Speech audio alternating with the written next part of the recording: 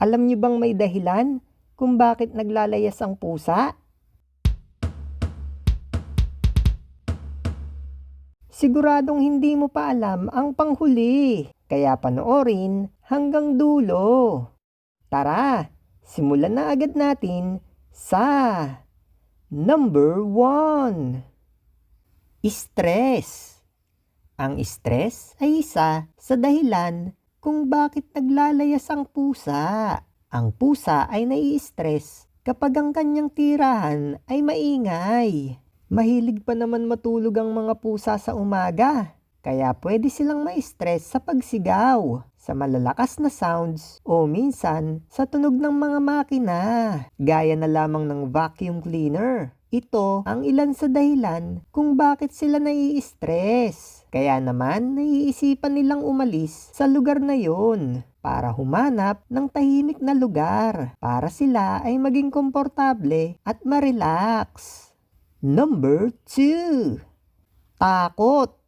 Ang pagkatakot ng pusa ay isa sa dahilan ng kanilang paglalayas. Pwede silang matakot sa amo nila kung sakaling pinagalitan sila o sinigawan. Pwede din sila matakot sa aso kung halimbawa na bigla kayong nag-alaga ng aso. Maaari din silang matakot sa mga fireworks o sa mga sumasabog na paputok. Malakas ang instinct ng mga pusa sa takot at alam nila na hindi sila safe. Kaya naman, siguradong tatakbo ito palayo hanggang sa hindi na ito bumalik dahil naiisip nila ay may ganoon ulit silang madadatnan.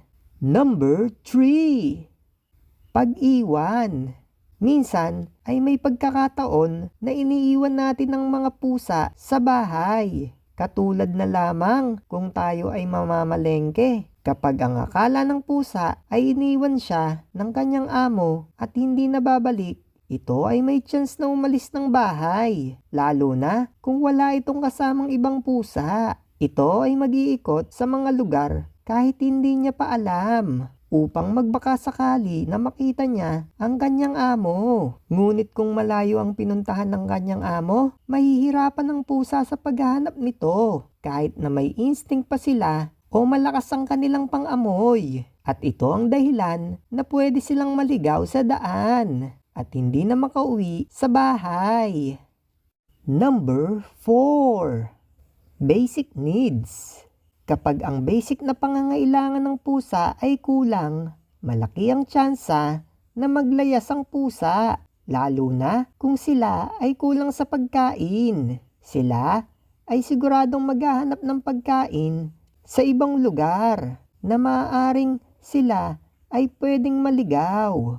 Kaya panatiliin natin na sapat sila sa pagkain at inumin. Bigyan din natin ang pusa ng maayos na matutulugan. Sa simpleng kahon lamang ay masaya na sila doon matulog. Bigyan din natin sila ng oras gaya ng paglalaro o kahit hawakan natin sila o himasin sa ulo. Sa ganitong simpleng paraan ay siguradong mananatili sa iyo ang pusa mo. Handa na ba kayo sa pang-5, mga ka-idol? May ibang dahilan pa ba ang pusa nyo sa paglalayas bukod sa mga sinabi ko? Kung meron man, i-comment nyo na yan para ma-share sa ating mga kaibigan. Mag-like ka na din dahil malaking tulong yan para madami pa tayong magawa ng mga videos para sa inyo. Maraming salamat po mga ka-idol. Kaya ito na ang number 5. Looking for a mate. Ang pusa ay kailangan din na may kapartner. Kaya naman kung nag-iisa lamang ang pusa mo, lalo na kung lalaki ito, malaki ang chance na maganap ito ng kapartner niyang babae. Handa ang pusa na magpakalayo-layo para lang makahanap ng kanyang partner. At sa oras na ito ay makahanap, maaaring hindi na ito bumalik sa kanyang tirahan. Lalo na kung siya ay masaya dahil sa natagpuan niya na ang kanyang forever.